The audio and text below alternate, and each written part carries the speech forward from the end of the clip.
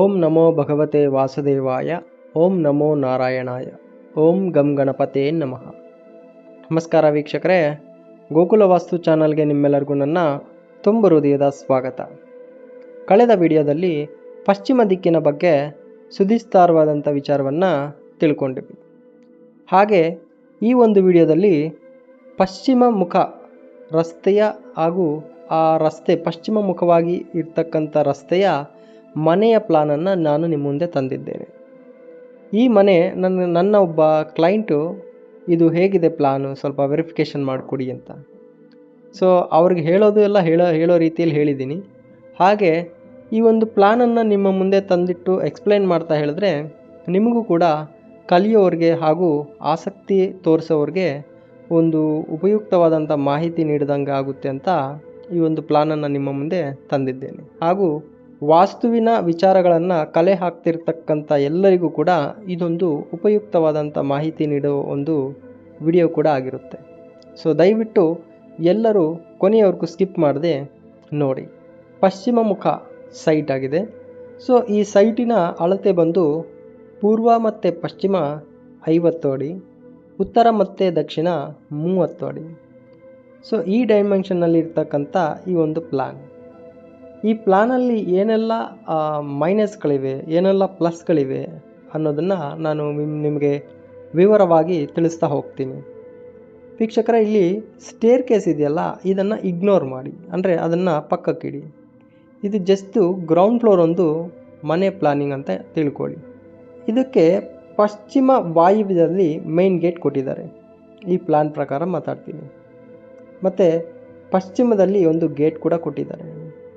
ಹಾಗೂ ಪಶ್ಚಿಮ ವಾಯುವ್ಯ ಕಾರ್ನರ್ ಕಟ್ ಆಗಿದೆ. ಇದು ಬಹಳ ದೊಡ್ಡ ದೋಷ. ಈ ಒಂದು ಮನೆಯ ಪ್ಲಾನ್ ಬಿಲ್ಡ್ ಆಗಿ ಮನೆ ನೋಡ್ತಾ ಇದ್ದಂಗೆ ನಮಗೆ ಕಾಣುವಂಥದ್ದು ಪಶ್ಚಿಮ ಕಾರ್ನರ್ ಕಟ್. ಸೊ ಈ ಕಾರ್ನರ್ ಕಟ್ ಅನ್ನೋದು ಅತ್ಯಂತ ವಾಸ್ತುವಿನಲ್ಲಿ ಒಂದು ದೊಡ್ಡ ದೋಷವನ್ನು ಉಂಟು ಮಾಡುವಂಥ ಪ್ಲಾನ್ ಕೂಡ, ಹಾಗೂ ಆ ಕಾರ್ನರ್ ಕಟ್ಟಾಗಿರೋವಂಥ ಒಂದು ನಿವೇಶನವು ಕೂಡ.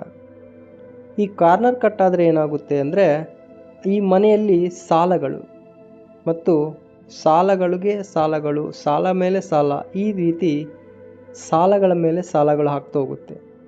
ಹಾಗೂ ಈ ಮನೆಯಲ್ಲಿ ಇರ್ತಕ್ಕಂಥ ಯಾರದ್ದೇ ಆಗಲಿ ಮನಸ್ಸು ಸರಿ ಇರೋದಿಲ್ಲ, ಅಂದರೆ ಮನಸ್ಸಿನಲ್ಲಿ ಇರೋದಿಲ್ಲ. ಹಾಗೂ ಮನೆಯ ವ್ಯಕ್ತಿಗಳ ಮೇಲೆ ಸಂಬಂಧವು ಸರಿ ಇರೋದಿಲ್ಲ. ಆ ಮನೆಯಲ್ಲಿ ನಿವಸಿಸ್ತಕ್ಕಂಥ ವ್ಯಕ್ತಿಗಳ ಸಂಬಂಧಗಳು. ಉತ್ತರ ವಾಯುವ್ಯದಲ್ಲಿ ಕೂಡ ಒಂದು ಡೋರನ್ನು ಕೊಟ್ಟಿದ್ದಾರೆ, ಎಂಟ್ರೆನ್ಸ್. ಇದು ಕೂಡ ಅತ್ಯಂತ ದೋಷಪೂರಿತವಾದ ಎಂಟ್ರೆನ್ಸ್ ಆಗಿದೆ ಈ ಮನೆಗೆ. ಏಕೆಂದರೆ ಆ ಒಂದು ಮನೆಯ ದ್ವಾರ ನೀಚ ಸ್ಥಾನದಲ್ಲಿ ಇದೆ. ಏಕೆಂದರೆ ಉತ್ತರ ವಾಯುವ್ಯದಲ್ಲಿ ಯಾವುದೇ ಥರವಾದ ಡೋರ್ಗಳು, ಬಾಗಿಲುಗಳು ಕೊಡುವುದು ನಿಷಿದ್ಧ. ಡೋರ್ ಕೂಡ ಎಂಥ ಫಲಿತಾಂಶಗಳನ್ನು ಕೊಡುತ್ತೆ ಅಂದರೆ ಸಾಲ ತುಂಬ ಜಾಸ್ತಿ ಮಾಡಿಸುತ್ತೆ.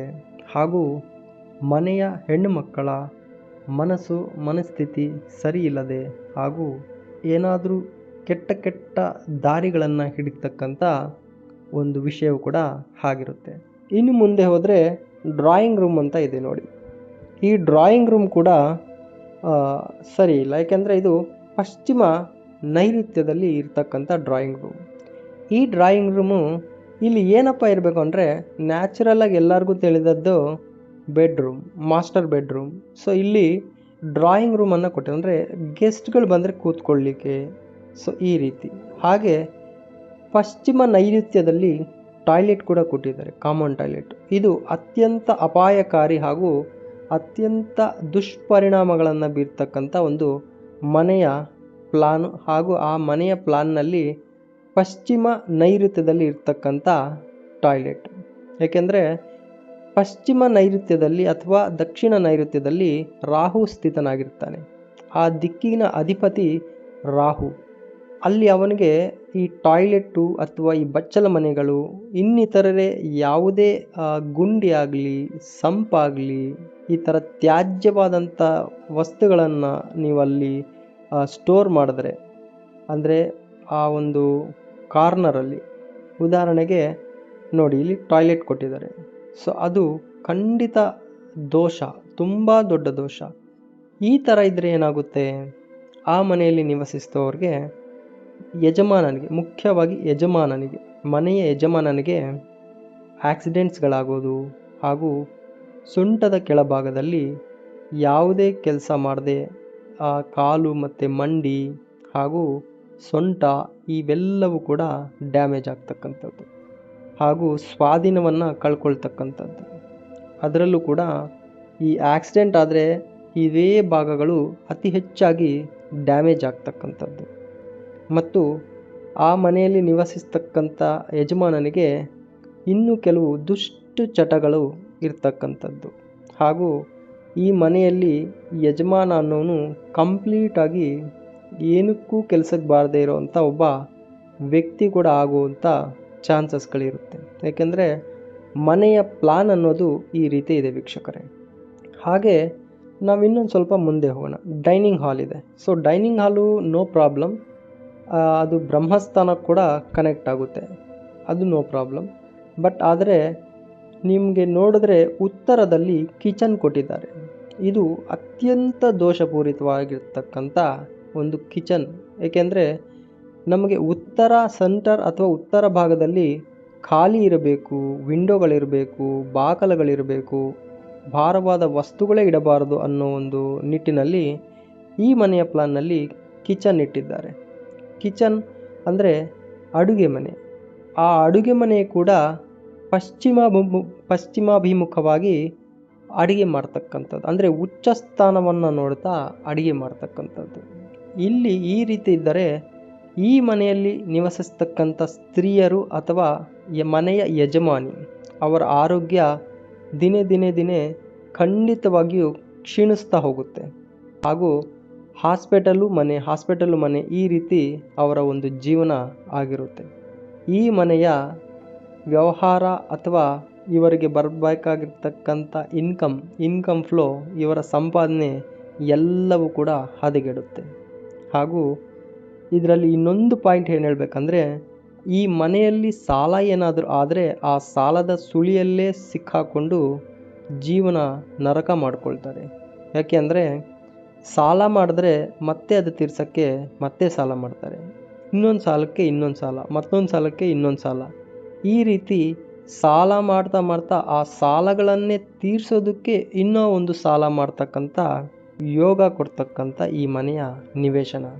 ಈ ರೀತಿ ದಯವಿಟ್ಟು ಯಾರೂ ಕೂಡ ಮನೆಯ ಕಟ್ಕೊಳ್ಬೇಡಿ. ಹಾಗೂ ಈ ರೀತಿ ನೀವು ಮನೆಯಲ್ಲಿ ನಿವಸಿಸ್ತಾ ಇದ್ದರೆ ದಯವಿಟ್ಟು ಆ ಮನೆಯನ್ನು ವಾಸ್ತುಗೆ ಅನುಕೂಲವಾಗಿ ಮಾರ್ಪಾಟು ಮಾಡಿಕೊಳ್ಳಿ. ಹಾಗೆ ದಕ್ಷಿಣಕ್ಕೆ ಹೋದರೆ ದಕ್ಷಿಣದಲ್ಲಿ ಟೆಂಪಲ್ ಅಂತ ಇದೆ ನೋಡಿ, ಅಂದರೆ ಪೂಜಾ ಮಂದಿರ್, ಪೂಜಾ ಕೋಣೆ. ಸೊ ಇದು ಕೂಡ ವಾಸ್ತುಶಾಸ್ತ್ರದ ರೀತ್ಯ 100ಕ್ಕೆ 100 ಮಿಸ್ಪ್ಲೇಸ್ಮೆಂಟ್.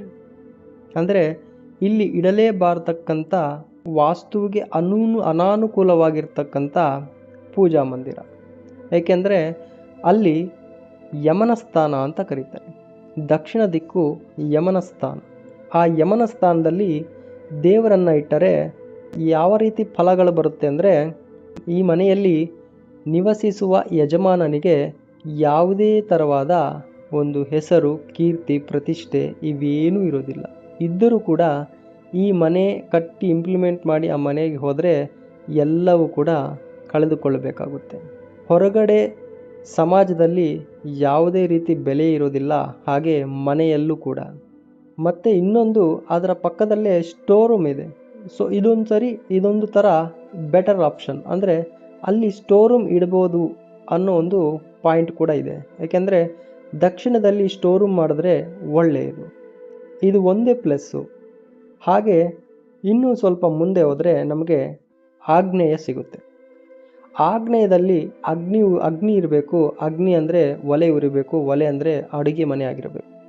ಆದರೆ ಈ ಮನೆಯಲ್ಲಿ ಬೆಡ್ರೂಮ್ ಮಾಡಿದ್ದಾರೆ. ಆ ಬೆಡ್ರೂಮ್ಗೆ ಅಟ್ಯಾಚ್ಡ್ ಟಾಯ್ಲೆಟ್ ಕೂಡ ಅಗ್ನಿ ಮೂಲೆ ಕಾರ್ನರಲ್ಲಿ ಕೊಟ್ಟಿದ್ದಾರೆ. ಹಾಗೂ OTC ಕೂಡ ಇದೆ, ಓಪನ್ ಟು ಸ್ಕೈ ಅಂತ. ಸೊ ಅಂದರೆ ಅಲ್ಲಿ ಗಾಳಿ ಬೆಳಕು ಬಿಸಿಲು ಬೀಳಬೇಕಂತ ಆ ಸ್ಲ್ಯಾಬನ್ನು ಕೂಡ ಕಟ್ ಮಾಡಿದ್ದಾರೆ. ಇದು ಪೂರ್ವ ಆಗ್ನೇಯ ಕಟ್ ಆಗಿರ್ತಕ್ಕಂಥ ದೋಷ ಕೂಡ ಖಂಡಿತವಾಗಿ ಈ ಮನೆಯಲ್ಲಿ ಎದ್ದು ಕಾಣುತ್ತೆ. ಏಕೆಂದರೆ ಈ ರೀತಿ ಇರ್ತಕ್ಕಂಥ ಮನೆ ಏನೆಲ್ಲ ಸಮಸ್ಯೆಗಳು ಒಡ್ಡಬಹುದಂದರೆ ಹೆಣ್ಣು ಮಕ್ಕಳ ಮೇಲೆ ಅತ್ಯಂತ ದುಷ್ಪರಿಣಾಮಗಳನ್ನು ಬೀರುತ್ತೆ. ಏಕೆಂದರೆ ಪೂರ್ವ ಆಗ್ನೇಯ ಖಂಡಿತವಾಗಿಯೂ ಹೆಂಗಸರು ಸ್ತ್ರೀಯರಿಗೆ ಸಂಬಂಧಪಟ್ಟ ಸ್ಥಾನವಾಗಿರುತ್ತೆ. ಸೊ ಆದ್ದರಿಂದ ಅವರಿಗೆ ಈ ಹೊಟ್ಟೆ ರಿಲೇಟೆಡ್, ಸ್ಟಮಕ್ ರಿಲೇಟೆಡ್ ಇಶ್ಯೂಸು ಅಥವಾ ಹೊಟ್ಟೆ ಸಂಬಂಧಿಸಿದ ಎಲ್ಲ ಥರವಾದ ಕಾಯಿಲೆಗಳು, ಅನಾರೋಗ್ಯ ಸಮಸ್ಯೆಗಳು ಬರುವಂಥ ಅತಿ ದೊಡ್ಡ ವಾಸ್ತು ದೋಷ ಇರ್ತಕ್ಕಂಥ ಮನೆಯಾಗಿದೆ. ಯಾವುದೇ ಕಾರಣಕ್ಕೂ ಇಂಥ ಒಂದು ತಪ್ಪುಗಳನ್ನು ನೀವು ಮನೆ ಕಟ್ಟಬೇಕಾದ್ರೆ ಮಾಡಬೇಡಿ.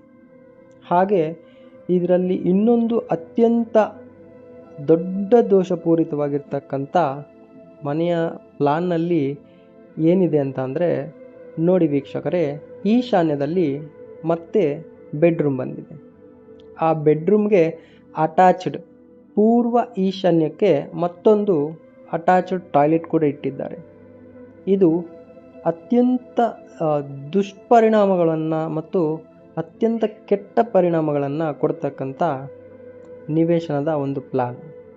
ಹಾಗೂ ಇಲ್ಲಿ ನಾವು ಯಾವುದೇ ಭಾರವಾದ ವಸ್ತುಗಳಿಡಬಾರ್ದು. ಹಾಗೂ ಗಾಳಿ ಬೆಳಕು ಚೆನ್ನಾಗಿ ಬರಲಿಕ್ಕೆ ಕಿಟಕಿಗಳು, ಬಾಗಿಲುಗಳನ್ನು, ಡೋರ್ಗಳನ್ನು ಇಡುವ ಸ್ಥಾನವಾಗಿದೆ. ಆದರೆ ಇಲ್ಲಿ ಬೆಡ್ರೂಮ್ ಮಾಡಿದ್ರೆ ಎಷ್ಟು ಸಮಂಜಸ ಹೇಳಿ. ಮತ್ತು ಈ ಮನೆಯ ವಂಶ ಯಾರಿರ್ತಾರೋ ಅಂದರೆ ಮಕ್ಕಳು, ಎಸ್ಪೆಷಲಿ ಗಂಡು ಮಕ್ಕಳು, ಅವರು ಯಾವುದೇ ಕಾರಣಕ್ಕೂ ಕೂಡ ಸದ್ಬುದ್ಧಿ ಹೊಂದಿರುವುದಿಲ್ಲ ಮತ್ತು ಅವರಿಗೆ ಒಳ್ಳೆಯದು ಕೆಟ್ಟದ್ದು ತಾರತಮ್ಯ ಕೂಡ ಅವರಿಗೆ ತಿಳಿದಿರುವುದಿಲ್ಲ. ಅಂಥ ಕೆಟ್ಟ ಕೆಟ್ಟ ಬುದ್ಧಿಗಳು, ಕೆಟ್ಟ ಕೆಟ್ಟ ಹವ್ಯಾಸಗಳನ್ನು ಈ ಮನೆ ಅವರಿಗೆ ಕೊಡುತ್ತೆ. ಏಕೆ ಅಂದರೆ ವಾಸ್ತುವಿನ ತತ್ವನೇ ಆಗಿದೆ. ಅಂದರೆ ನಾವು ವಾಸ್ತುವಿನಲ್ಲಿ ಏನೆಲ್ಲ ಇಡಬೇಕೋ ಆ ಒಂದು ಪ್ಲೇಸ್ಮೆಂಟನ್ನು ಮಿಸ್ಮ್ಯಾಚ್ ಮಾಡಿ ಪ್ರಕೃತಿಗೆ ತದ್ವಿರುದ್ಧವಾಗಿ ನಾವೇನಾದರೂ ನಡೆಕೊಂಡ್ರೆ ಆ ಪ್ರಕೃತಿಯು ಕೂಡ ನಮಗೆ ತದ್ವಿರುದ್ಧವಾದಂಥ ರಿಸಲ್ಟನ್ನೇ ನಮ್ಮ ಜೀವನದಲ್ಲಿ ಕೊಡುತ್ತೆ. ಸೊ ಇದಾಗಿತ್ತು ಇಂದಿನ ಈ ವಿಡಿಯೋವಿನ ಪ್ಲಾನ್ ವೆರಿಫಿಕೇಷನ್ ಹಾಗೂ ನಿಮ್ಮ ಮುಂದೆ ನಾನು ಹೇಳಿದ ವಿಷಯಗಳು.